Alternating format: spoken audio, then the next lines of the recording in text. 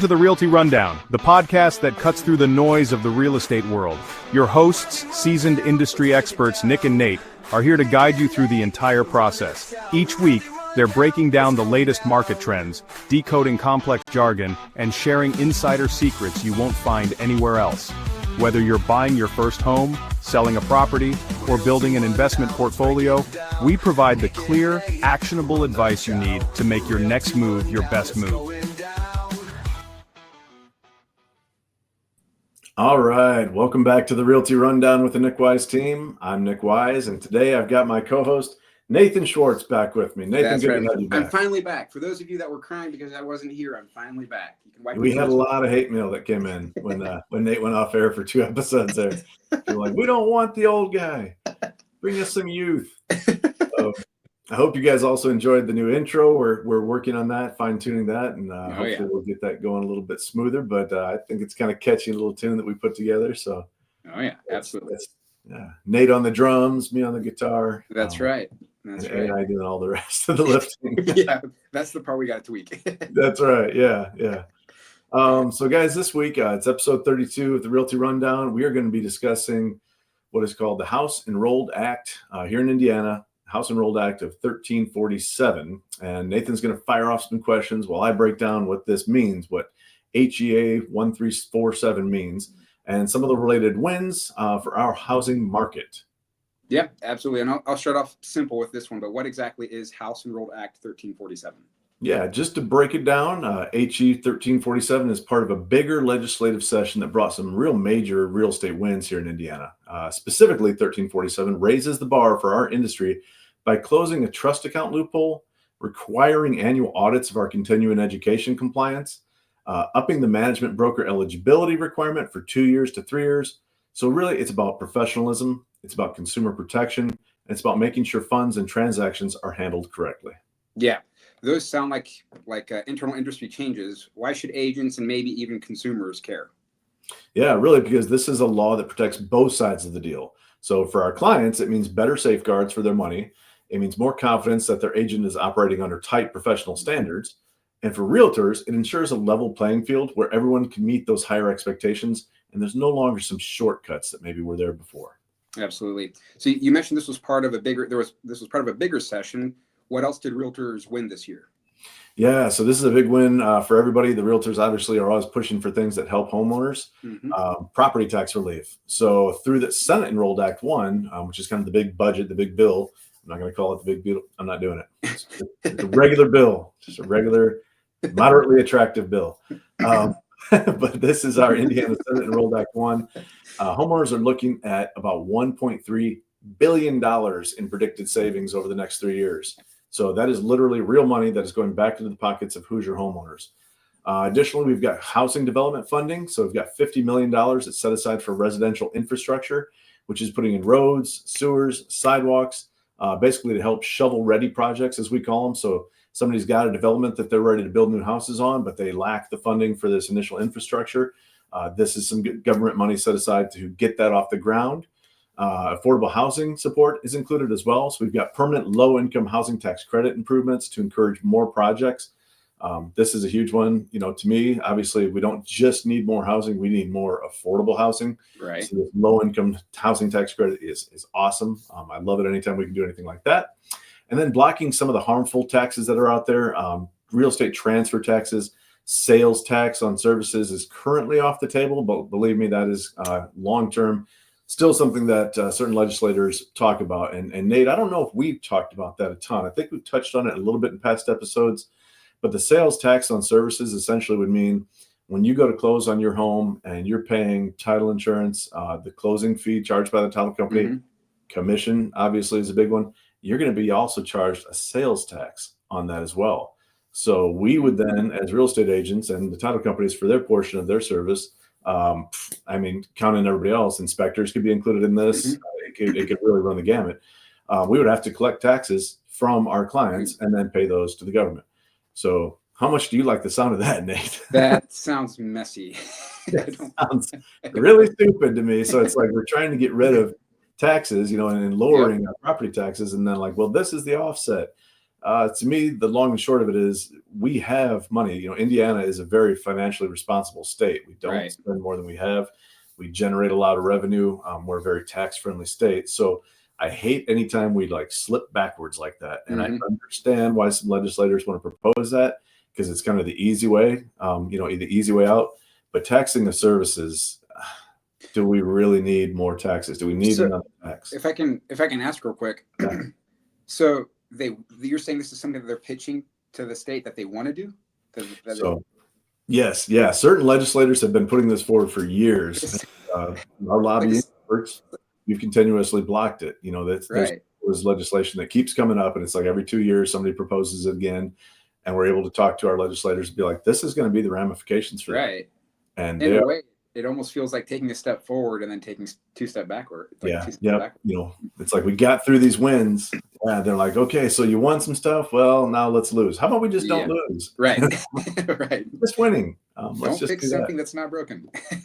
Yeah. So yeah, it's a thing that could literally add, thousands of dollars on top of what can already be a pretty expensive process to buy and sell a home. So we just can't have it. It's just not going to do anybody any good. It's going to decrease home ownership. Nobody wants that. Yeah.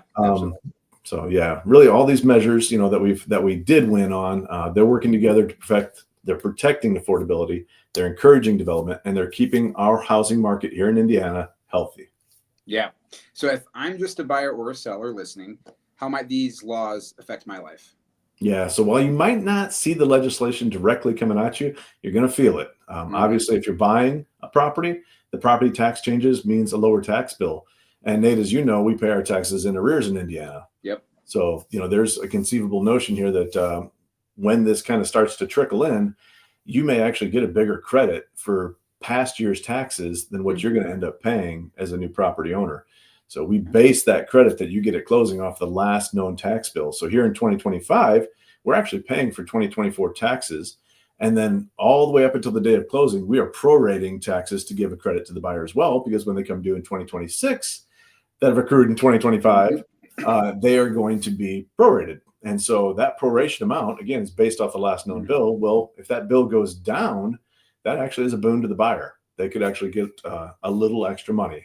I don't know that it's going to be a tremendous amount, but it could be hundreds of dollars, which that's certainly helpful when you're buying a home. Yeah, absolutely. If you're selling, obviously improved infrastructure, more affordable housing programs can bring more qualified buyers to your market. And if you're working with an agent, obviously, like we talked about, and that they're going to meet a higher training competency level, higher compliance standards, which just lowers your risk in the transaction. It's going to be less, I would say, I've always said this, and I hate to say it in part because Nate, you used to sell used cars, but maybe less used car salesmen selling houses. Except for me. That's a shot at Nate. Shot right across the bow at Nate there.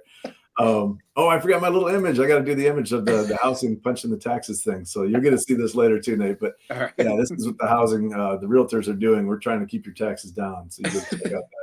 There's a little guy building infrastructure out there too. You get a kick out of that when you get to see it, Nate. But really, I think a huge win. Like Nate, obviously, in your career, and we don't want to name names. Don't name names. You've occasionally possibly run across some agents who are maybe not trained as well as what we would be trained at the Wyse team and at Remax Results. Yep. Yeah.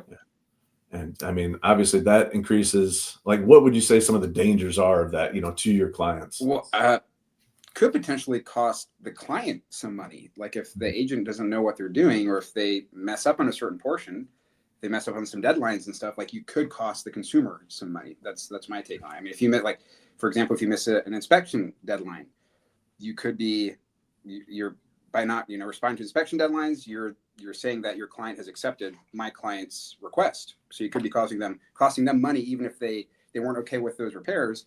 You didn't respond. So in the state of Indiana, that means you're okay with it. So now you've cost them money that they maybe didn't want to spend or don't have the money to spend. Yeah. I think you had an instance fairly early in your career with a roofing issue where, what was it? You submitted a response. Yeah. So the roof was, according to the inspector, roof needed replaced. So we got quotes around and everything, sent it over, and they did not respond by our deadline that we had stated. So I reached out to the agent, just making sure that all parties are on the same page, that, with them not responding, they've accepted our response. And the agent said, actually, no, that's not what happened here. We're not on the same page. And then, just went from there. So again, a situation where you could cost your client some money. So, yeah, I think that did it. In fact, cost their clients quite a bit of money to the tune of thousands of dollars. Oh yeah. It's hard to say for sure. We may have settled for a lesser amount, but once we were in the driver's seat on that, we said, well, you have no recourse now not to do this. We gave you ample time to respond to this request. They just flat out failed to do it. And I think that agent said, well, we don't respond on Sundays. That may be, then you should have responded on Saturday. Right? It's not like we gave you a 24-hour notice. Yeah, exactly. We weren't playing a sleazy game of giving 12 or 24 hours of notice. We gave, I think total was like 4 or 5 days. I think it was even longer than that, honestly. Yeah, it could be. I think it was a full week that we gave them, because we gave them quotes. We said, this isn't based off some imaginary number, like the real quotes. Get your own if you want, kind of a thing. And they just sat on it for a full week. So yeah, that's where, just that increased competency of your agent, that increased professional standards, really monitoring and making sure that everyone is taking the continuing education that we're supposed to take, which 12 hours every year, right, Nate? We get to sit down and take continuing education, and it's valuable stuff. As realtors, we get provided a lot of that through the Indiana Association of Realtors free of charge. And then, of course, there's always additional coursework that you can take. I've done a lot of that over the years. I'm green certified. I'm a senior real estate specialist, so I can, I understand better how the senior market works. There's more. I've done a few other things. Ton of options. Yeah, ePro, because I'm so techie. I'm an ePro certified. That's why I have this amazing podcast. But really, So just a lot of these things, Nate, they're really about lowering risk in transaction for our clients, right? Yeah. Absolutely. I'll do a quick recap just because we went through quite a bit in a short span of time. But to wrap it up, Indiana Realtors scored big this session. HEA 1347 boosts professionalism with stronger licensing rules and continued education audits. And we've got serious property tax relief on the way, more money for infrastructure to speed up housing development, and protections that keep harmful taxes out of our industry. All of it points toward more stability, affordability, and consumer confidence in our housing market. Yeah, I'd say you pretty much nailed it, man. That is exactly what's happening right now. So, yeah, guys, that is episode 32 in the books. If you found this helpful, obviously, please do share it in all your Facebooks and social media sites. We're everywhere. You can find us on YouTube. You can go to the Nick Wyse team, YouTube, and the Realty Rundown. Until next time, bye.